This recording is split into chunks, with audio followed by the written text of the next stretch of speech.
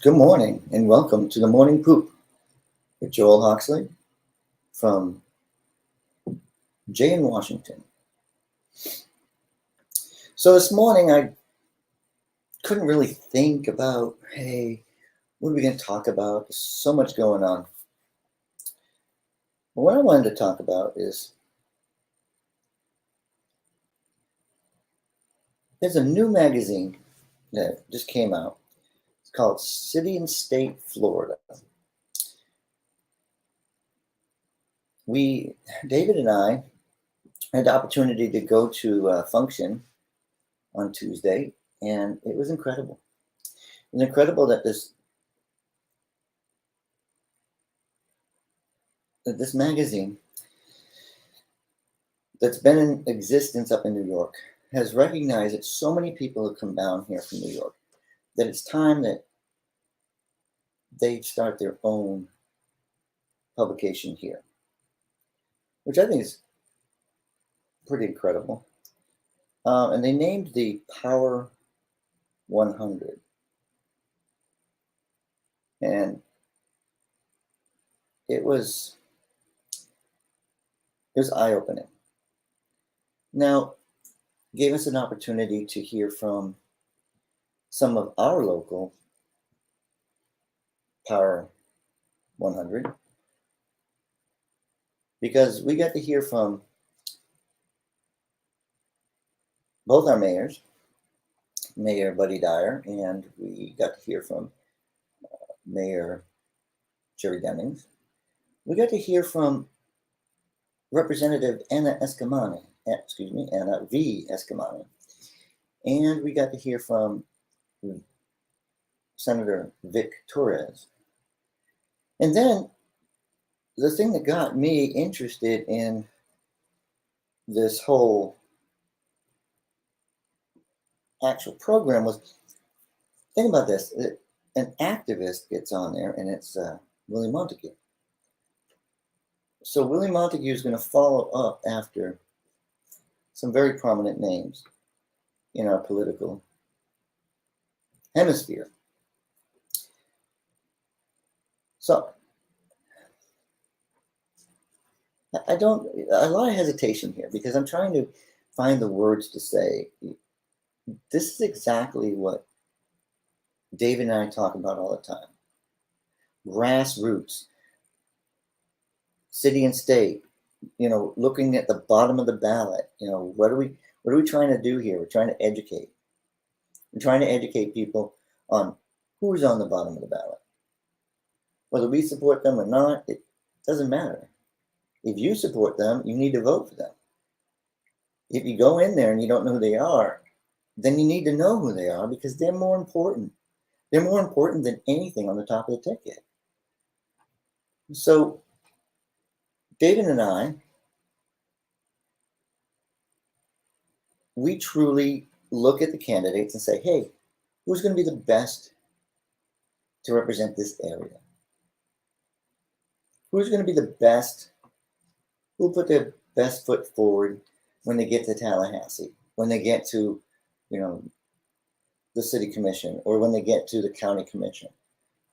Who's going to be that person that's actually going to be a leader, be decisive, know what they're trying to do? So that's where we come from. We come from, hey, our community is more important than anything that's going on in Washington, D.C. Because what affects us here can calm the storm, if you say, from up in Tallahassee, in D.C. But Tallahassee has to balance a budget. Tallahassee has to do a lot of things in a very short period of time. These are not full-time positions. These people that run for these positions, they're not, I'd say hopefully they're not out there to try to make money out of it because it's really not a money maker. So we're only 5 minutes in and I barely said anything other than, hey, it's time to look at our local politics. It's time to really look and find out what's going on in our local politics.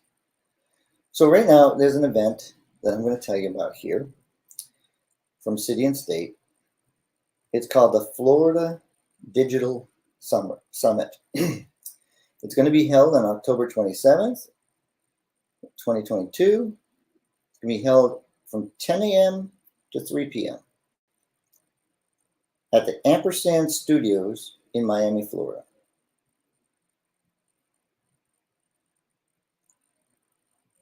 So cryptocurrency, expanding broadband access, protecting net neutrality, digital equality in schools,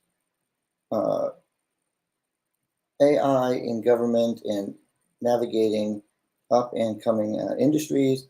How can Florida remain a world leader, tech hub? I want you to join them on October 27th for a full day of candid discussion and thought-provoking presentations with Florida's technology and information leaders from government and industry. So for more information on speaking or sponsorship opportunities, please contact Angela Phillips at aphillips@cityandstatefl.com. So City and State has some very prominent sponsors: AT&T, Uber, T-Mobile for government. So I read that for you because, sure, it's not in Orlando, but it's Florida. It's local. What are we talking about? We're talking about technology, and it affects us all. So David and I, again, we're trying to keep you updated on what's going on. We're actually looking at a few things that are quite important, and I don't know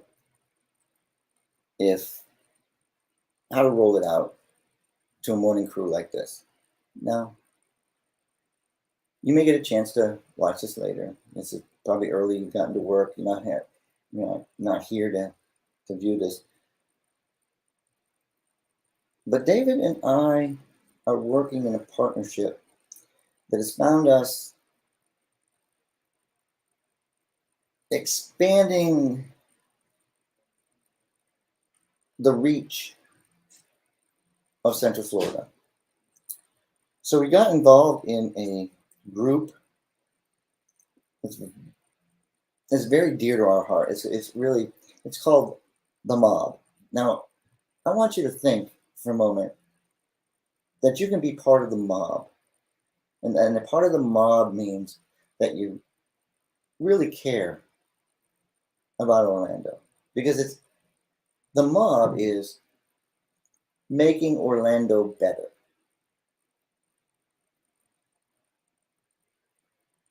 Making Orlando better is the mob.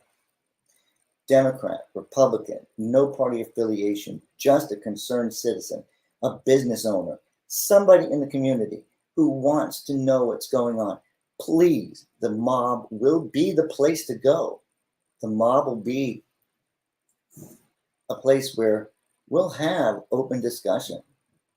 We'll have real debate. We'll have discourse. We'll have everybody coming together in one location to talk about how to make Orlando better. We're going to talk about the city commissioners, the mayor, what they're doing, how they're doing it, whether we agree, whether we don't agree. It's really eyes on target for Orlando. Now, David's going to run for the chairmanship of an organization that we're both a member of, and that's called County Watch. Now, County Watch, they meet on the first Saturday of every month, and they bring in a speaker or they bring in a subject matter. We're watching to show the county that we're paying attention, to let citizens know that we're paying attention. What's going on? There's a penny sales tax, so that's being proposed. Now, there's a group out there called Axe the Tax. So let's reach out to Axe the Tax and find out what they're talking about. Because we've already heard what the tax is for and what it's going to do and why it's on the ballot. So now Axe the Tax is out there. Let's see what they're saying. Why should we not have this tax? Is it, it looks like it's, very, how do I put it? Does it look like, hey, this is the wrong time? Is the way I read it. But I'd like to hear from them. So let's get involved. Mob, County Watch. And then we're opening the club. And the club is going to be one of those places where business leaders, political leaders will have a place to go. A small membership fee. You'll have a place to go Monday through Friday in the morning, probably about 10 o'clock. That way you can have your 9 o'clock meetings. Get out there, and when you hit the road, have people meet you there. But we're going to have it open very soon, and we're working on it, putting the final touches on it. But it looks beautiful. It looks like a beautiful opportunity for you as a member of Orange County, Seminole County, Orlando, to have a place to go. It's downtown, easy access, but it's not going to be as expensive as some of these other places that everybody gets together. This is going to be really a club for you. You, because it's what you need. A place to go and have a conversation. A business transaction needs to take place somewhere, and you want to have a conversation about it. A private place to have a conversation. Your club. Hey, I'm going to meet you at my club. You bring your guest. You have a conversation. You want to do fundraising? Come on over. Fundraise. You can't do it in a government office. So come on across the street. Come over towards the Amway.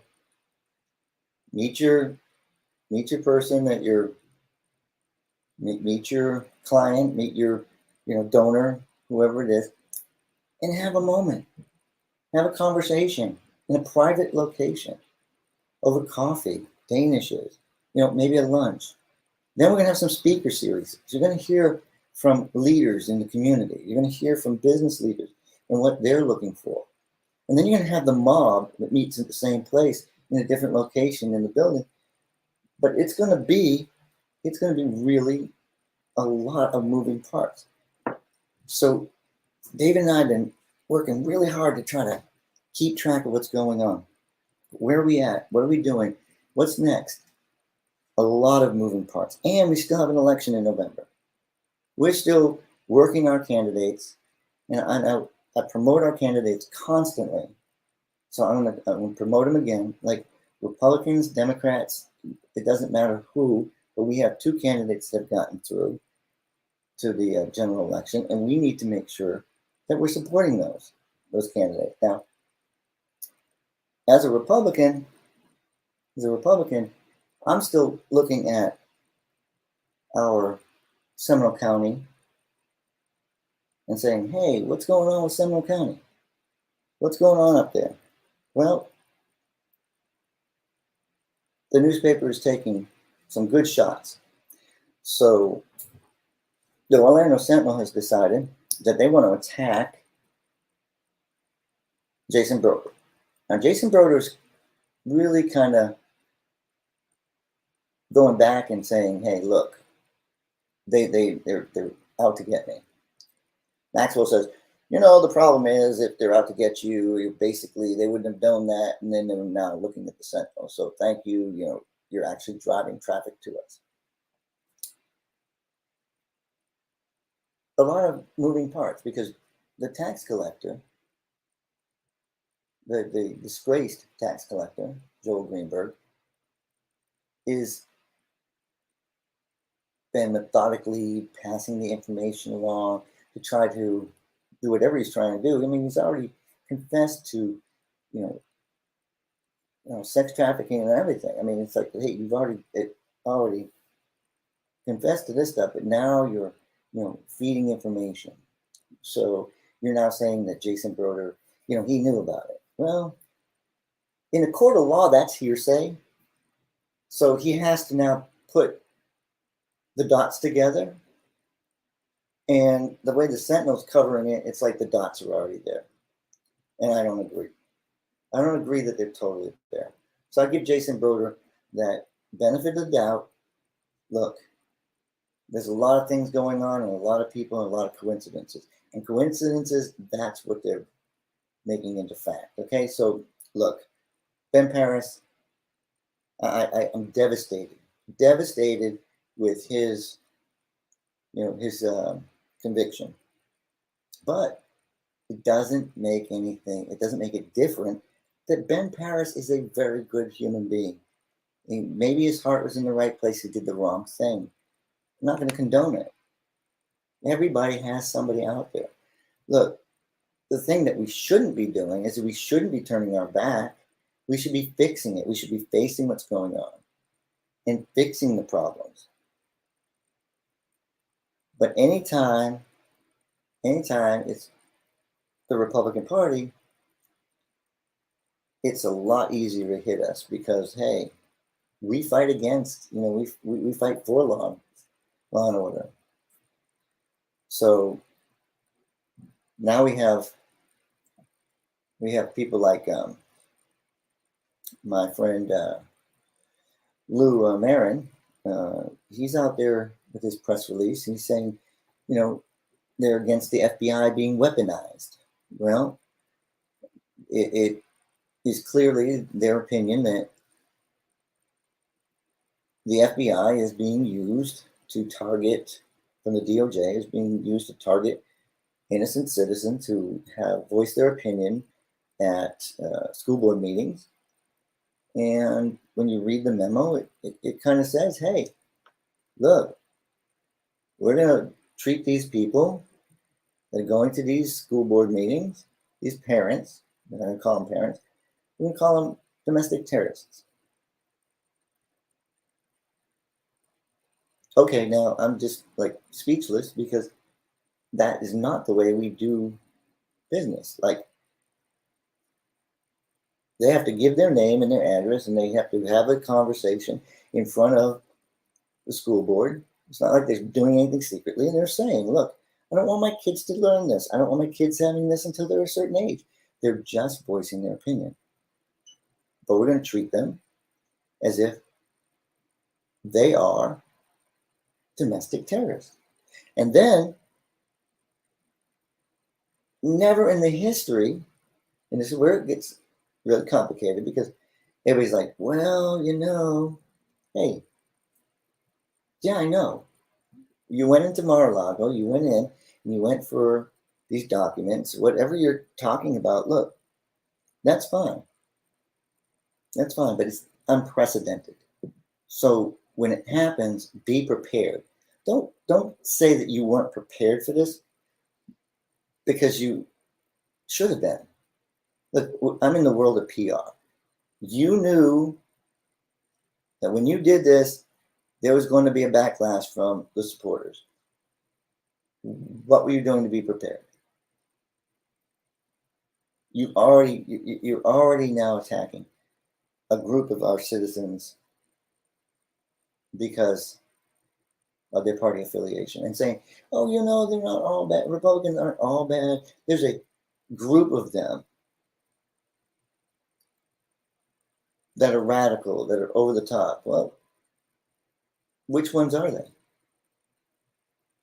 Because if you don't believe that the election was fair and equitable,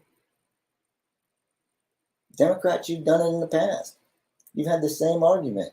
Okay, so now we're going to talk about January 6th.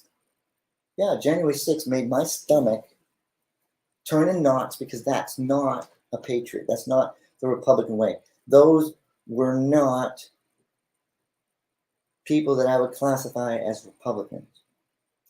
And then I did my due diligence. as many of you may not have.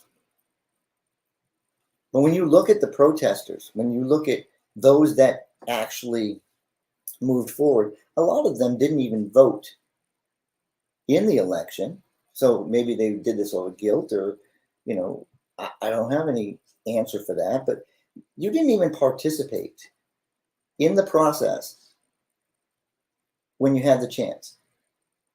And now you're up saying the election's stolen. So look, there's a lot of those individuals that didn't even vote. Some of them weren't even registered to vote. Some of them just went up there to create havoc. So January 6th is a stain, but it's not a stain that isn't fixable. And I can't say, for me, I really have a hard time with calling it an insurrection. I would think that an insurrection would have an opportunity to disrupt the election, would have an opportunity to have done something significant to make change. And it wouldn't have. Joe Biden was going to still take office. Whether the National Guard had to come in, the military had to come in and yank out Donald Trump, it wouldn't have mattered. Donald Trump was going to have to leave the White House. That was just the way history is. Now, it was a Republican. So we get the tarnish. We get to wear that tarnish for as long as we want, and we can talk and talk and talk and try to make it better. So rip the Band-Aid off and let's get through making sure that November we get our officials elected, we get our agenda passed, we get a House and a Senate that actually can get something done, and stop printing money, stop creating more inflation, stop trying to be everything to everybody. Because you can't just start the clock over again. We take out loans, we pay them back. Sometimes you get some forgiveness, that's fine. But to blanket forgive, to just put that out prior to an election, that's not the way I think it should have gone. Much better ways to do these. So I know I'm not really totally engaged. I'm not very organized today. My thoughts are everywhere. But I just wanted to share my morning thoughts and ideas with you because it's important. And let you know that there are things going on, and that be prepared to get involved with a lot of these things that we'll be doing. It really comes down to, like our nonprofit says, bringing America together again. Why are we looking to DC for that? We should be looking right here, right now. And I hope that Anna V. Escamani, representative of the new district, okay, I'm not going to guess. I'd be wrong. Please read the book. Please read the book. One more time, please read the book. Because I think you'd be amazed at how much impact you have on the community. And when they give you a number in the power rankings, you deserve it. You do. For who you are, your personality, you're a really nice person. Now, your politics and my politics never mix. We don't agree on a lot of things. But one thing we always will agree on is that you're a very nice person, that your heart is in the right place. You care about people just like I do. It's just we have different approaches to how we get it done. Republicans and Democrats need to work together. We need to get stuff done. Compromise is not a bad word. And just because you say cancel culture you can't be the cancel culture. You can't have it both ways. Hypocrisy is hypocrisy, and it's just not right. So as I look around this room, we got a lot to do. Republicans, we have Carolina Amnesty in 45. We have Susan Placencia running against Carlos Guillermo Smith. That should be an interesting race. We have Fred Hawkins running against Rishi Bhagat. Rishi Bhagat got endorsed by the Orlando Sentinel. Fred Hawkins doesn't even show up. That might be something you're looking at. Linda Stewart is running for re-election. I don't even know who she's running against. We go. That's pretty bad. I'm a Republican. I don't even know who she's running against. Darren Soto is running against Scotty Moore. Marco Rubio against Val Demings. Ron DeSantis against Charlie Crist. So just taking a look at my wall. Sorry, I'm not looking at you. Oh, Maxwell Frost is running against Colonel Wimbish. That's a good one. We have my favorite, my absolutely favorite. Now, I'm going to show my favoritism here because I absolutely think that 7 has had all the finest candidates on the Republican side and had nobody. They didn't put up anybody with any substance to run on the Democratic ticket. So every vote that the Democrat gets, they're going to be earned because of the party, not because of who they are. And I'm sorry, that is, Corey Mills against Green. I forget. Karen Green. Karen, I don't know where you come off, but it's going to be a blowout. It's got to be a blowout because Corey Mills has done more for this country in a month than you've done in an entire decade. Corey Mills is absolutely the right guy to go to Washington, D.C. to represent Volusia and Seminole County. It's time to have real representation for Seminole County. And then, Republicans, if you really truly want to do something to help somebody, get out there and help Wimbish take on the 25-year-old Maxwell Alejandro Frost. Because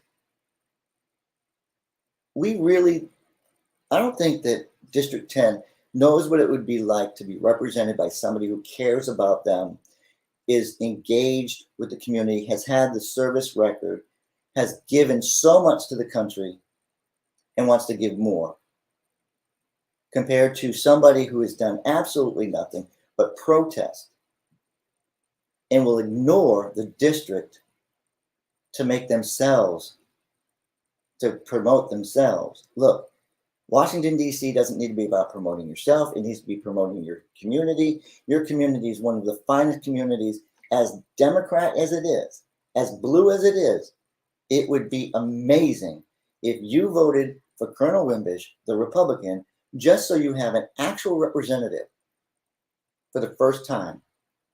Because when Val leaves, it'll be like you have nobody. Because Maxwell Alejandro Frost will not know what to do. So this is the end of my show. I don't want to go more than 30 minutes. But I want to say thank you. And I want to say thank you for just taking the moment to listen to me and let me ramble. Because this is the morning poop. And I don't want to be constipated. I want to make sure that we're passing on the information, that we have things to do. We have people to get elected. And no matter what, we need to bring America together again. This is Joel Hoxley from Jay in Washington saying goodbye and reminding you that the next broadcast is, you can't make this shit up. Thank you.